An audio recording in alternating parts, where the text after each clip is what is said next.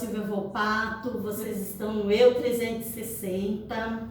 A cada dia que passa, as pessoas vão se preocupando mais e mais com a saúde. Não só com a saúde física, mas também com a saúde mental.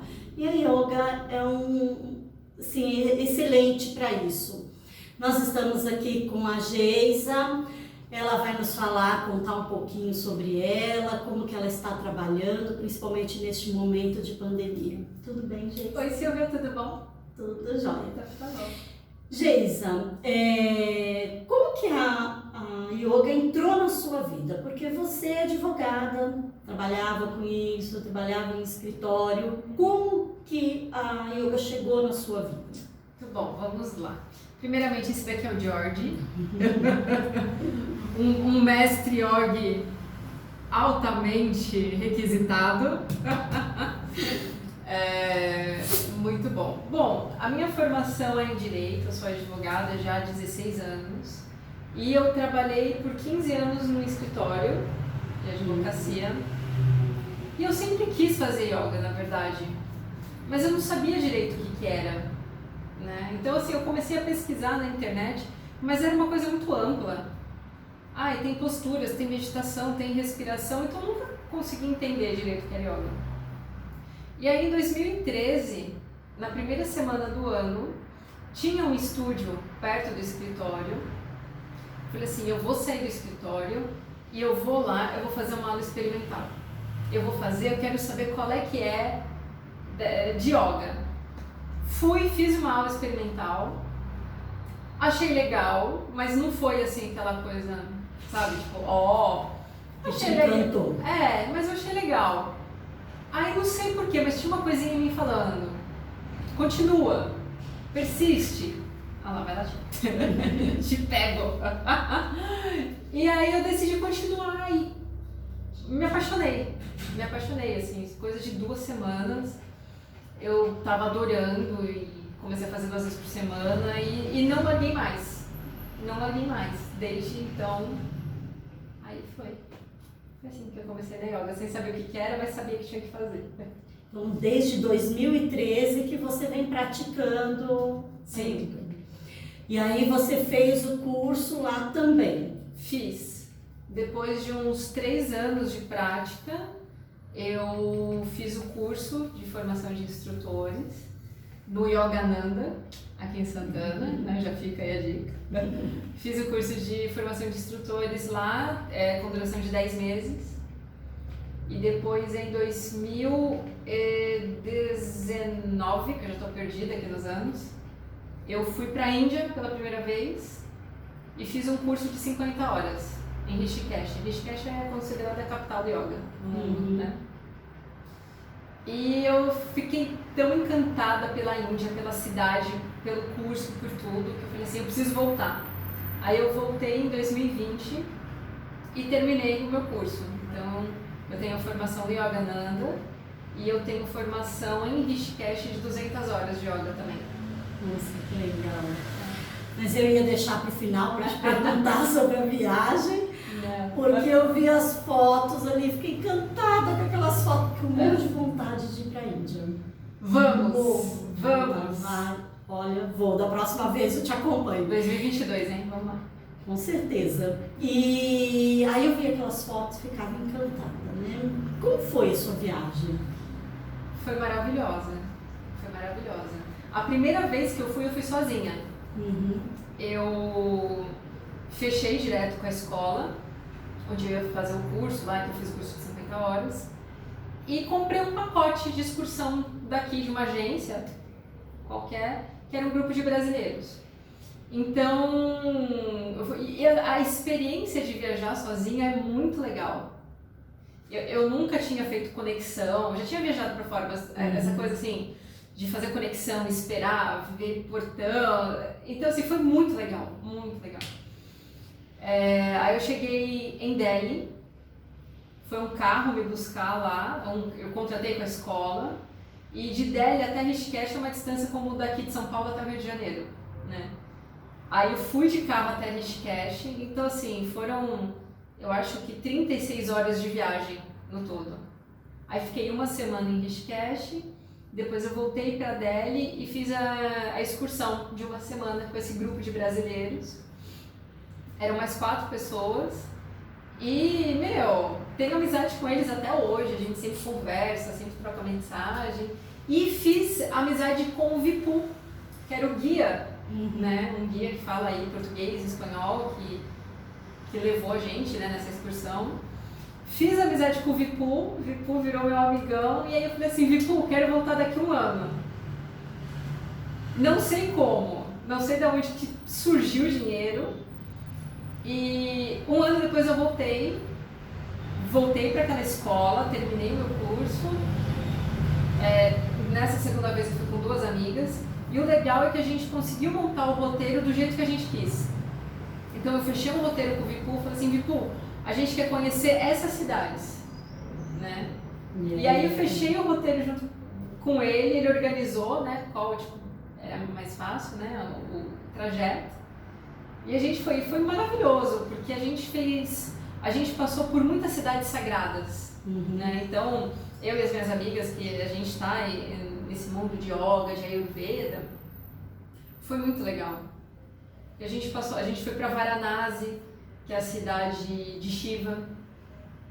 É a cidade onde tem o ashram do Lahiri Mahasaya, que era o Parampuru do Yogananda. Então, e eu que sou devota de Yogananda, então chegar e ver, eu fui no ashram do Lahiri, fui na casa do Lahiri. Energia fantástica, né? Maravilhosa. A gente passou em Vrindavan, que é a cidade de Krishna. Saindo de Vrindavan, a gente passou em Mathura, que é uma cidade do lado, que foi onde Krishna nasceu. Então a gente foi na prisão onde os pais dele estavam quando ele nasceu, a gente viu lá o local, né, que ele nasceu. Depois, nossa, foi tanto lugar que eu até esqueço. Saindo de Varanasi, voltando um pouco na viagem, a gente passou em... Olha aí, eu não tenho Alzheimer, eu tenho Herman, que é o primo do Alzheimer. Ai, gente, desculpa, daqui a pouco eu vou lembrar o nome da cidade, mas a gente passou numa cidade do lado de Varanasi, que foi onde o Buda fez o primeiro discurso dele. Onde tem a estopa do Buda, né? Enfim, fantástica. A cidade, fomos em Pushkar, que é a única cidade na Índia que tem um templo dedicado para o deus Brahma, que é o deus da criação. Depois passamos por Jaipur e Rishikesh. A gente finalizou a viagem em Rishikesh, que é a capital da yoga. E é uma cidade onde muitos mestres passaram. É uma cidade totalmente voltada para o yoga. Então, não tem consumo de carne, não tem consumo de bebida alcoólica. Dificilmente você vê alguém fumando na rua. E você está andando na rua, está passando os sadhus, que são os mestres yogis, e tocando mantra na rua, templos. Tá fumando? Não, mas depois eu corto. Não precisa cortar não, a gente paga limpo aqui, deixa eu ver uma coisa. Senta. Isso, olha como você é bonzinho. Muito bom. É Sarna o nome da cidade, nem precisei ver, lembrei. Pronto. A cidade onde Buda deu o primeiro discurso se chama Sarna. Pronto, lembrei. Muito bom. E aí a gente finalizou a viagem em Rishikesh. E Rishikesh é uma das primeiras cidades que tem no pé do Himalaia, né? Então o Ganges ele desce do Himalaia e aí ele passa ali por Rishikesh. É considerada uma cidade sagrada e no meio do Ganges tem uma estátua de Shiva enorme, uma estátua gigantesca e eu sou fascinada por Shiva. Então imagina, né? A gente fez toda essa viagem que na verdade foi uma peregrinação. A gente foi em diversos templos, várias cidades sagradas, passou em vários locais importantes, né? Para todas nós e lugares assim que você só via em livro, sabe? falando, eu fui no ashram de tal mestre, passei por tal cidade, e aí você tá lá, vivendo aquilo, fantástico. E aí finalizou a viagem comigo, olhando pro Shiva no meio do rio e chorando. Ai, Shiva, eu não sei o que vai ser do meu 2020, mas sei que vai ficar tudo bem, e chorava, né? E é uma questão de agradecimento, porque eu nunca esperava que eu fosse para a Índia, que eu ia conseguir ir para a Índia. E muito menos eu esperava que em um ano eu fosse 2 vezes, né? E aí, né, foi o que aconteceu. Então eu tava assim com meu coração explodindo de felicidade, né? Com certeza. E aí quando eu voltei pro Brasil, aconteceu o que a gente chama de fúria de Shiva, daí veio a fúria do Shiva e a minha vida fez assim. Mas foi maravilhoso, foi muito bom. Foi muito bom, assim. O final dessa viagem teve uma grande mudança na minha vida. Que no começo é assustador, mas foi muito bom. Depois as coisas vão se assentando, né? Com toda a transformação, assim, o começo dá muito medo, né? Dá. E depois a gente vai se organizando e as coisas vão ficando, vão dando... Você falou aí que lá eles, essa cidade aí, eles não comiam carne, né? Já estão bem mais evoluídos do que nós, né? Você comia carne nessa época? Ou depois que você começou a fazer a yoga, você parou? Assim, o yoga... Gente, tem hora que eu vou falar yoga, tem hora que eu vou falar yoga e tá tudo bem. O correto é yoga, e no masculino, o yoga, né? Mas falar yoga é tão gostoso, né? Yoga, então tá tudo valendo. Yoga, o importante é o que tá no contexto aí, né? A primeira, assim, a prática de yoga, ela traz muita consciência corporal. Então você começa a prestar atenção, olha isso, gente, perdi o cachorro. Você começa a prestar mais atenção no seu corpo. Você começa a prestar mais atenção nas reações do seu corpo, de acordo com as emoções, de acordo com as coisas que você está passando, né? Às vezes a gente está com uma dor de cabeça e a gente acha que é algum problema físico, mas não é, às vezes é emocional. E aí você começa a prestar mais atenção, né, nessas respostas do corpo. Quando eu comecei a praticar, eu tive uma redução natural do consumo de carne. Mas não basta tirar a carne do cardápio. Você tem que colocar coisas saudáveis também. Não digo uma substituição, mas o caminho natural de quem para de comer carne é começar a comer queijo.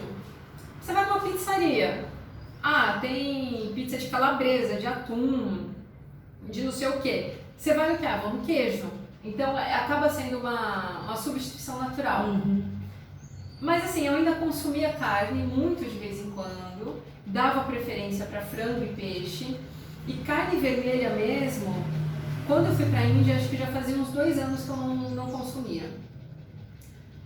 A primeira vez que eu fui para a Índia, a escola, ela segue uma dieta vegetariana, então eu não tive opção senão seguir. Quando eu fui para a excursão, a gente passou por cidades, restaurantes que tinham a opção de comer frango e carne de cabrito. Lá na Índia eles consomem muito frango e cabrito, a vaca não, porque a vaca é sagrada, né? Eu falei assim, eu já tô no embalo da escola, eu vou continuar. Então eu continuei o resto da viagem sem consumir carne. E aí quando eu voltei, eu mantive. E aí eu parei de comer carne. Mas assim, foi algo muito natural, não foi nada imposto, né? Então de vez em quando, por exemplo, eu chegava em casa às 10h30 da noite, não tinha nada para comer. Quer dizer, não é que não tinha nada, né? Mas por exemplo, a minha mãe tinha feito de janta arroz e filé de frango parmegiana. Gente, são 10h30 da noite e você tá morrendo de fome. Então eu comia, né? Porém, aos poucos a família também vai entendendo isso. Então eles já começam a pensar em opções para você, né? Hoje eu moro sozinha, então Felizmente ou infelizmente, pra minha sorte, eu só como o que eu faço. Eu fico com dó do cachorro também. Porque a comida aqui não é muito boa, mas é o que tem, entendeu? Então quer dizer que vai mudando a sua cultura também alimentar. Vai. Mas assim, Não que seja imposto Não. pelo yoga, né? Não, de jeito É nenhum. natural isso que vai acontecendo. Uhum. O yoga ele trabalha com o que a gente chama de corpos sutis, né? Então ele não vai trabalhar só no físico, ele vai trabalhando a sua percepção também. Então pode ser que muita coisa mude, inclusive a alimentação. Acho que eu preciso fazer yoga. Qualquer um. Antes disso, quero te perguntar sobre as doenças. Praticar yoga pode ajudar nas doenças? Pode. Por conta dessa consciência corporal, porque você acaba de alguma forma mudando a sua alimentação. E, gente, saúde é alimentação. Não adianta. A base da sua saúde é a alimentação. E uma coisa que a gente tem que ter em mente é que a doença, ela não surge do dia pra noite. Não é que você tá bem e tipo, hoje eu acordei e tô com Swarovski doença. Não é. A doença é uma construção. Então são anos de maus hábitos, de dormir pouco, de não saber respirar direito, de ficar com estresse, com ansiedade, comendo mal, que vai te levar num quadro de doença. A saúde também é uma construção, né? Então você tem que manter a prática em si das posturas, agora falando do yoga somente como postura, além dele trazer um bem-estar, porque se alongar traz uma sensação de bem-estar muito grande, ele também trabalha muito a parte hormonal do corpo, né? Então, problema de tireoide, várias glândulas que a gente tem no cérebro também estimula, então libera endorfina, libera uma série aí de hormônios que trazem bem-estar. Então, por exemplo, se você tem compulsão alimentar por conta de ansiedade, o yoga vai te ajudar a trabalhar essa ansiedade. Então você diminui a compulsão alimentar. Então, às vezes você tem algum probleminha, não estou falando que vai ser uma cura, mas você vai conseguir sentir melhor. Diabetes, pressão alta, depressão. Então, o yoga ele tem ferramentas para ajudar a pessoa a se tranquilizar, a regular alguns níveis de hormônios. Então, ajuda sim. A viver melhor, né? Você falou em respiração e, assim, eu reparei que eu respirar e eu respiro, mas assim, hoje é um pouco mais consciente porque eu estou fazendo a meditação. Então, principalmente quando eu percebo que eu estou muito ansiosa, eu já corro ali para centro e vou fazer o exercício de respiração. E aí eu vejo que eu me acalmo, né? Então a gente não está consciente na nossa respiração, você não sabe, você vai respirando porque o corpo está ali automático, né? Mas a gente precisaria fazer esse exercício. Precisa. Porque mente e respiração estão totalmente ligadas. Então, por exemplo, quando você toma um susto, a primeira coisa que bloqueia você é a respiração, né? Tipo, né? Você tem aquele choque, então a sua respiração é suspensa. Quando a gente está muito nervoso, muito agitado, muito estressado, a nossa respiração fica curta, a gente respira só aqui no peito, que é aquela respiração curtinha. Se você naturalmente não consegue voltar para casinha, tipo assim, Silvia, para de pensar besteira, porque a gente entra num bolo de ansiedade. Gente, eu também sou ansiosa. Várias vezes eu já imaginei, eu falei assim, meu Deus do céu, vai parar eu e o George debaixo da ponte pedindo comida. E não tem fim, porque a mente não é nossa amiga, sabe? Você pega um dia bom, todo mundo já fez isso, você tá num dia bom, que você acorda de bom humor, que tá tudo bem, passarinhos cantando, George nem latiu pro carteiro, e aí você pensa, ai, tá tudo tão bom, tô me sentindo tão bem, tem alguma coisa errada. Todo mundo já falou isso, eu tô esquecendo de alguma coisa. Se tá tudo bem, é porque alguma coisa ruim vem. Não, eu não tô percebendo alguma coisa. Então a nossa mente, ela tá sempre contra nós, né? Se a gente gente não consegue voltar para casinha, tipo, pensando, Geisa, sempre que você pensa essas coisas nunca aconteceu, a gente vem pela respiração. Quando você traz atenção para essa respiração, e uma respiração ampla, não é uma respiração curta aqui, ó, é a respiração aqui embaixo, no abdômen, que você sente aqui, ó, a barriga expande, né, a barriga encolhe, você começa a se acalmar. E aí você põe um ritmo na sua respiração. E aí você volta. Porque também você começa a oxigenar o seu cérebro, né? Por favor. Por favor. Mas é muito bom. Qualquer um pode fazer a yoga ou assim, existe uma restrição? Determinada pessoa, por causa de tal doença, não pode fazer, ou tal idade? Não, qualquer pessoa pode fazer yoga, mas é importante avisar algumas condições. Principalmente se você tem algum problema cardíaco, se você tem pressão alta, se você tem glaucoma, tem algum grau, não importa de qual doença, no olho, né, acima de grau 4, se você está grávida. Então, assim, tem algumas particularidades que é importante você falar para o seu instrutor, não para proibir a prática, mas para conduzir a prática de uma outra forma que melhor se adapte. Né? Mas, gente, yoga é liberado para todo mundo. Para todo mundo. Devia ser obrigatório. Brincadeira. A gente vê hoje, as pessoas elas estão assim, por causa dessa pandemia, muito ansiosas. Elas estão depressivas, muitas pessoas me ligam, né, pedindo auxílio, ajuda, ou assim, às vezes até uma prece mesmo. Mas por quê? Porque elas não estão sabendo lidar com essa situação. As pessoas não sabem conviver consigo mesmo, né? E aí, nesse momento aqui de pandemia, você teve que conviver com as pessoas da sua casa, que muitas vezes você não convivia, com você. Né? Eu acho que o drama maior foi esse, conviver consigo mesmo.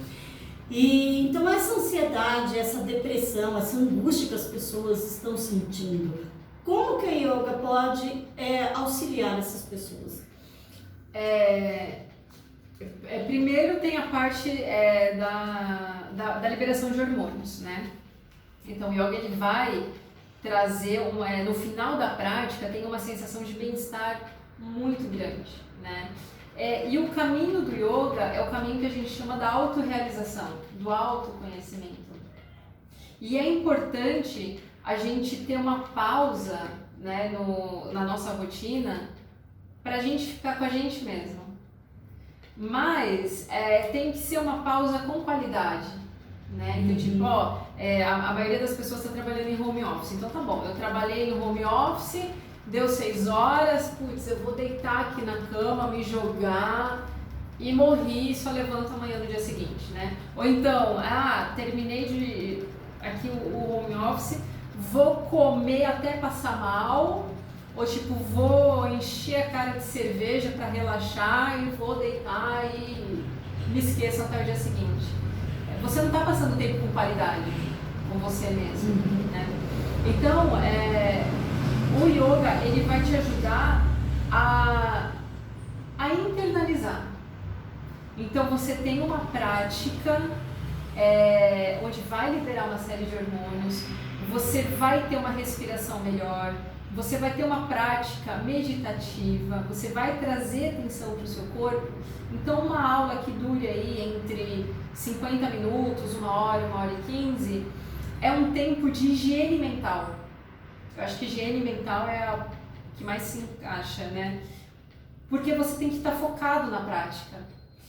A palavra yoga significa união. União do físico, do espiritual, né? E com o divino. Então, a maioria do tempo, a gente tá... Tipo, eu tô sentada aqui com você, eu tô pensando no que eu tenho que fazer depois, já programando como vai ser meu dia amanhã... E você não está focado no que você está fazendo.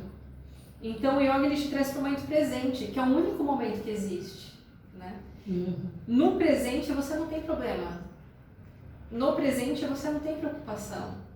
Então, quando você faz uma prática de yoga, é 1 hora que você está ali no presente, percebendo tudo isso. E é um momento seu, consigo mesmo. E é bom, né? Mas isso é um problema da humanidade, né? Primeiro que ela não escuta o que o outro está falando, né? Porque ela está sempre já tentando elaborar uma resposta, ao invés de ela escutar até o final e depois ela responder, não, ela já vai elaborando uma questão aqui dentro no mental dela para que ela te responda. Então ela nunca está presente, é muito difícil as pessoas estarem presentes. Quando nós fizemos o curso lá, você lembra, né, que o Guidini falava pra gente assim, observe o caminho, né? Muitas vezes, qual o relato dos alunos ali? Nossa, eu não percebi que perto da minha casa tinha loja tal, ou que era tal coisa. Nossa, nunca vi tal. Porque a gente não está presente. Você faz o mesmo caminho todos os dias, né? E você não observa o que está na sua volta, o que você está vivendo lá na frente. E aí também gera ansiedade, né? Porque o ansioso, ele vive no futuro, não no presente. E o depressivo vive no passado. Tem que achar o meio termo aí, né? Viver no presente. No presente não tem problema. No presente não tem problema. A yoga eleva a prática meditativa? Leva. E é engraçado, né? Não muito para quem é professor de yoga, mas o que eu escuto muito, eu sou muito agitada para fazer yoga. A pessoa nunca fez, mas ela vem, eu sou muito agitada para fazer yoga é muito zen, e inventa milhões de desculpas para não fazer. Porém, quando você começa a praticar, você aprende a silenciar, né? Então, cada vez mais, você vai buscar momentos de pausas na sua vida, né? Eu lembro que nas primeiras aulas que eu fiz, o professor mandou a gente sentar, né? Que nem eu estou sentada aqui, faz aquele famoso gesto de meditação, né? Que se chama de Nana Mudra, isso daqui, Mudra de conhecimento. E aí a gente fechava os olhos e a gente tinha que pôr um ritmo na nossa respiração. Então eu tinha que inspirar contando até 4, depois mantém o pulmão cheio, depois expira, depois mantém o pulmão vazio, todos na mesma contagem. Então imagina, você inspira com as mãozinhas assim e mentalmente você está falando E1, E2, E3, E4. A minha mente já estava no 20, mas tá aquela vozinha 1, 2. No início me dava uma certa agonia. Por quê? Porque eu sou ansiosa, porque eu sou acelerada, eu já estava no 100, né? Mas aos poucos a gente vai percebendo o quanto isso é bom, o quanto é prazeroso. E o seu corpo vai pedindo por momentos assim. Então chegou uma fase que, por exemplo, eu ia trabalhar, eu entrava, isso é de lei, eu entro no carro, a primeira coisa que eu faço é ligar o rádio. Chegou uma época que eu não queria barulho. Então eu desligava o rádio e ficava, curtia o silêncio, curtia o caminho. Ou então lembrava de algum mantra, colocava o mantra para tocar, ou ficava repetindo mentalmente o mantra na cabeça. Então cada vez mais o yoga ele vai te interiorizando. Você vai pedindo momentos de pausa, de silêncio. É bom, gente. Com certeza, é muito bom. Bom, a gente olha lá as suas fotos, né? E a gente fica vendo aquelas poses, né? Levanta a perna lá em cima. Tem uma que você tá de ponta cabeça nas pernas nas águas. Eu falei, meu Deus, como que ela faz isso, né? Vocês estão percebendo a postura dela e a minha, né? Igualzinho. Quanto tempo, mais ou menos, assim, uma pessoa para estar... Então, vai depender de cada um. Vai depender do corpo, do quanto a pessoa se esforça, quantas vezes por semana ela pratica. Mas assim, todo mundo pode alcançar esses resultados. Porém, tem o outro lado também. Ainda que você não alcance, você vai sentir uma melhora, né, na sua disposição, na sua flexibilidade, né? Mas vai depender de cada um, né? Na verdade, o intuito das posturas é fazer você se sentir bem dentro do seu corpo, a ponto de você, por exemplo, estar sentada para meditar ou para fazer uma respiração e o seu corpo não te incomodar, né? Então a verdade é essa, o nosso corpo ele não pode ser um incômodo pra gente, pra nada, nem pro home office, né? Agora que tá todo mundo em home office, fica o dia inteiro sentado, na hora que levanta, né, a pessoa tá crocante, dói tudo, né? Então assim, o yoga vai te ajudar o quê? A você ter mais conforto dentro do seu corpo, né? E algumas posturas, elas são desafiadoras. E é legal, porque daí você vai tentando, você fala assim, não, eu quero tentar.